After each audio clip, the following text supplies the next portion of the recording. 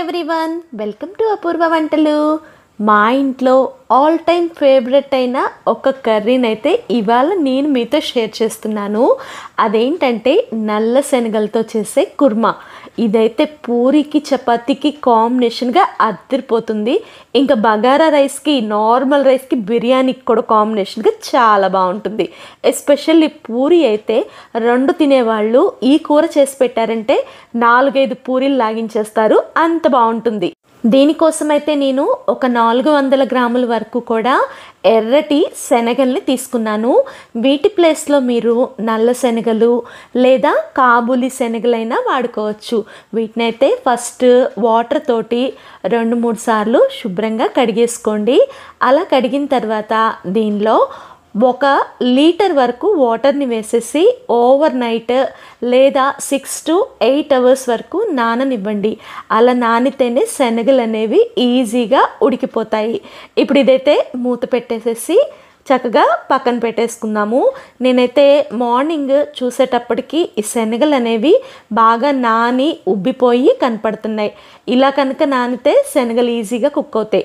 దీంట్లో ఫ్లేవర్ కోసం ఒక బిర్యానీ ఆకు, 1 స్టార్ ఫ్లవరు, 2 యాలకులు, 3 లవంగాలు, 2 దాల్చిన చెక్క, అలాగే ఒక పెద్ద నల్ల యాలకుని కూడా వేసేసేయండి. ఇవన్నీ వేయటం వల్ల శనగలు మంచి ఫ్లేవర్తో ఉడుకుతాయి. అలాగే దీంట్లో 1 టేబుల్ స్పూన్ వరకు క్రిస్టల్ సాల్ట్ని వేసేసి కుక్కర్ని లాక్ చేసేసి మంటని మీడియం ఫ్లేమ్లో పెట్టి విజిల్ పెట్టి 4 విజిల్స్ రానిస్తే ఇవి పర్ఫెక్ట్గా ఉడికిపోతాయి. విజిల్ వచ్చి పూర్తిగా విజిల్ వదిలిన తర్వాత చూస్తే ఈ శనగలు అనేవి చేత్తో ప్రెస్ చేసి చూస్తే మనకి చక్కగా ఉడికినట్టు కనపడుతున్నాయి. ఇప్పుడు వీటిల్లో 1 కప్పు వరకు శనగల్ని విడిగా తీసి పక్కన పెట్టేసుకున్నాను. అదెందుకో తర్వాత చెప్తాను. ఈ కూర తయారు చేయడానికి 4 మీడియం సైజు ఉల్లిపాయలను తీసుకొని చక్కగా తొక్క తీసేసి మనం కోడిగుడ్డు పొరటికి సన్నగా ఎలా తరుక్కుంటామో అలా సన్నగా వీటిని తరిగేసుకోండి. ఇప్పుడు కూర తయారీకి ఒక బాండీని పొయ్యి మీద పెట్టేసి దానిలో 2 గరిటెల వరకు నూనెని వేసి ఆ నూనె వేడెక్కే లోపల దీనికి కావాల్సిన స్పైసెస్ ఏంటో చూద్దాము. 1 బిర్యానీ ఆకు, 2 దాల్చిన చెక్క ముక్కలు, అలాగే 3 లవంగాలు, 2 యాలకులు అన్నిటినీ కూడా నూనెలో వేసేసి అవి కొంచెం వేగుతున్నప్పుడు 1 టేబుల్ స్పూన్ వరకు సోంపుని వేయండి. సోంపు వేయటం వల్ల ఈ కర్రీ ఫ్లేవర్ చాలా బాగుంటుంది. అలాగే టేబుల్ స్పూన్ వరకు జీలకర్రను కూడా వేయండి. సోంపుని మాత్రం అస్సలు స్కిప్ చేయొద్దండి, సూపర్ టేస్టీగా ఉంటుంది దాంతో ఈ కర్రీ. అలాగే కట్ చేసుకున్న ఉల్లిపాయ ముక్కలు, 1/2 టేబుల్ స్పూన్ పసుపు, 1/2 టేబుల్ స్పూన్ వరకు ఉప్పును వేసేసి ఉల్లిపాయలు కంపల్సరీ ఎర్రగా బ్రౌన్ అయ్యే వరకు కూడా వేయించుకోండి. ఇప్పుడు ఈ లోపల పండు టమాటాలని ఒక 5-6 తీసుకున్నాను, అంటే 1/2 కేజీ వరకు తీసుకున్నాను. వీటిని సన్నగా స్లైసప్ చేసుకోండి. ఈ కర్రీకి మాత్రం పండు టమాటాలు అయితేనే చాలా టేస్టీగా ఉంటాయి, గుర్తుంచుకోండి. వీటిని ఇలా రెడీ చేసేసుకొని పక్కన పెట్టుకోండి. ఇప్పుడు ఉల్లిపాయలు అనేవి మనకి కొంచెం వేగాయి.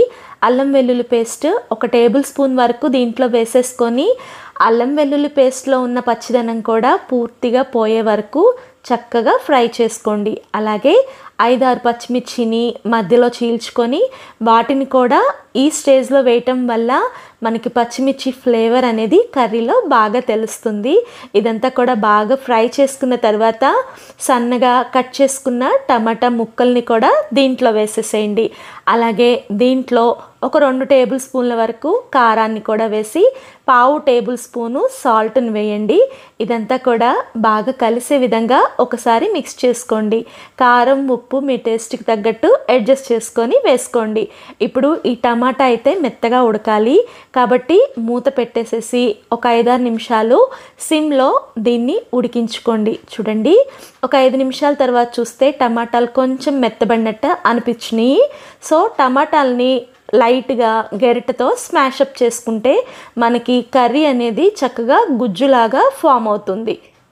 ఇప్పుడు దీంట్లో ఉడికించుకున్న శనగలని నీళ్లతో సహా వేసేసేయండి. ఎందుకంటే నీళ్ళల్లో కూడా బోలెడన్ని విటమిన్స్, న్యూట్రియంట్స్ ఉంటాయి కాబట్టి ఆ నీళ్ళని ఈ కర్రీకి ఎంచక్కా గ్రేవీ కింద వాడుకోవచ్చు. ఇప్పుడు ఇలాగా ఒకసారి ఉడుకు పట్టిన తర్వాత దీనిలో కన్సిస్టెన్సీకి తగ్గట్టు నేను ఒక 2 మంచినీళ్ళ గ్లాసులతో వాటర్ని వేశాను. అంటే 1/2 లీటర్ వరకు వేశాను. మీరు మీ కన్సిస్టెన్సీకి తగ్గట్టు వేసుకోండి. ఇదంతా కూడా బాగా కలిసేటట్టుగా ఒక్కసారి మిక్స్ చేసుకొని ఉడికించుకోండి. ఈ లోపల ఇందాక తీసి పెట్టుకున్నాం కదా శనగలు, వాటిని చక్కగా మిక్సీ జార్లోకి వేసేసుకొని జస్ట్ ఒకసారి పల్స్ మోడ్లో తిప్పేసుకున్నామంటే ఇది మరి పేస్ట్ లాగా కాకుండా చక్కగా కచ్చా బచ్చాగా మిక్సీ అవుతుంది. చూడండి, ఈ కన్సిస్టెన్సీ రావాలి. శనగల కూర అయితే మనకి ఆయిల్ సపరేట్ అవుతూ కనిపిస్తూ ఉడకడం మొదలేసింది. ఇప్పుడు దీంట్లో రెడీ చేసుకున్న శనగల పొడిని వేసేసేయండి. ఇదంతా కూడా కూరలోకి బాగా కలిసే విధంగా మిక్స్ చేసుకోండి.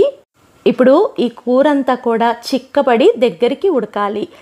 సో మూత పెట్టేసేసుకొని చక్కగా మంటని మీడియం టు సిమ్ అడ్జస్ట్ చేసుకుంటూ 10 నిమిషాలు ఉడికించుకోండి.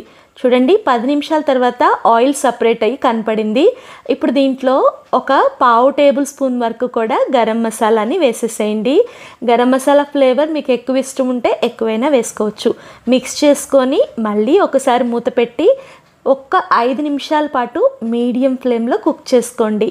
అంతేనండి, చక్కగా నల్ల శనగల కర్రీ రెడీ అయిపోయింది. ఇప్పుడు దీంట్లో ఫ్రెష్గా తరిగిన కొత్తిమీరని ఒక గుప్పెడు వరకు వేసేసి కొత్తిమీర ఫ్లేవర్ పట్టేటట్టు ఒకసారి మిక్స్ చేసుకొని మూత పెట్టి తర్వాత 1 నిమిషం పాటు దీన్ని సిమ్లో కుక్ చేసుకోండి.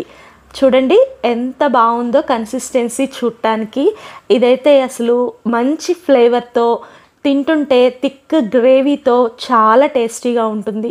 మీరు కూడా తప్పనిసరిగా ఈ శనగల కర్రీని ట్రై చేసి మీకు ఎలా వచ్చిందో కామెంట్ చేయండి. ఫస్ట్ టైం మన వీడియోస్ చూస్తుంటే ఇలాంటి వంటల కోసం మన అపూర్వ వంటలు ఛానల్ని సబ్స్క్రైబ్ చేసుకొని బెల్ ఐకాన్ ఆల్ అని ప్రెస్ చేస్తే నేను పెట్టే ప్రతి నోటిఫికేషన్ మీకు వస్తుంది.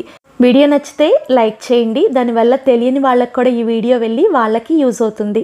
అలాగే ఈ వీడియోని మీ ఫ్రెండ్స్కి, ఫ్యామిలీకి షేర్ చేయండి.